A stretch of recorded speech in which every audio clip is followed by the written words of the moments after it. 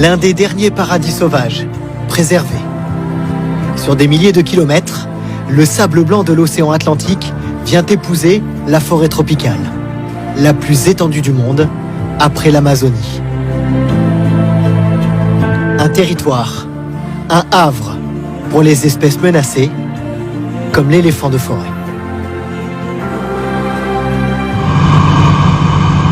Pour découvrir cet Éden, nous prenons l'avion de cet ancien amiral de la marine gabonaise, direction le parc Loango, à 1h30 de vol de la capitale Libreville. 10 minutes après le décollage, les habitations ont disparu. Le contraste est saisissant. L'immense étendue de forêt couvre plus de 80% du territoire, l'équivalent de la surface du Royaume-Uni. 13 parcs nationaux ont été créés il y a 10 ans pour lutter contre la déforestation et le braconnage. De ce patrimoine qui est unique au monde, comme vous le dites, nous nous devons effectivement de le protéger pour les générations futures. Au milieu de la forêt tropicale, une piste d'atterrissage. Nos guides ont déjà localisé un éléphanto et sa mère. Nous continuons à pied pour être plus discrets. Les pachydermes ont une très mauvaise vue. Et pourtant, ils nous ont repérés et nous le font comprendre. Ils sentent notre présence. Un éléphant ne voit pas très bien. Il a par contre l'odorat qui est très fort et les vibrations sur le sol qu'il arrive à ressentir de loin. Cette position, la patte relevée, permet à la mère de ressentir à son tour ces vibrations. Et notre odeur la met en alerte. Il me dit n'ayez pas peur. Ouais. Pour elle, nous sommes un danger pour son petit. Le Gabon peut se vanter d'être un des derniers bastions pour les éléphants de forêt d'Afrique.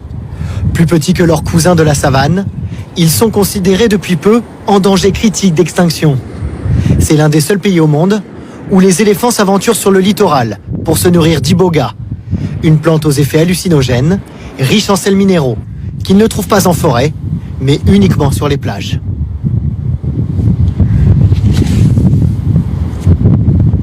Nous quittons Loango pour vivre une expédition de nuit, avec l'espoir de voir d'autres espèces protégées, plus au nord du pays. La plupart des animaux sortent la nuit, parce que la nuit, ils se sentent plus en sécurité. Des buffles profitent de l'obscurité pour se nourrir sur la plage. Le plus grand héron du monde, le Goliath, avec ses 2 mètres d'envergure, s'enfuit, effrayé par notre présence, ou peut-être par celle-ci. 2 billes brillantes à la surface de l'eau nous observent. Ah, le voilà là-bas. Le croco. Là, il faut venir par ici avec la frontière. Oh, il a plongé. Mais notre guide ne s'avoue pas vaincu. Ça, c'est un crocodile nain. C'est la plus petite espèce de crocodile. Donc, à l'âge adulte, il va mesurer jusqu'à 1,80 m et peser à peu près 90 kg.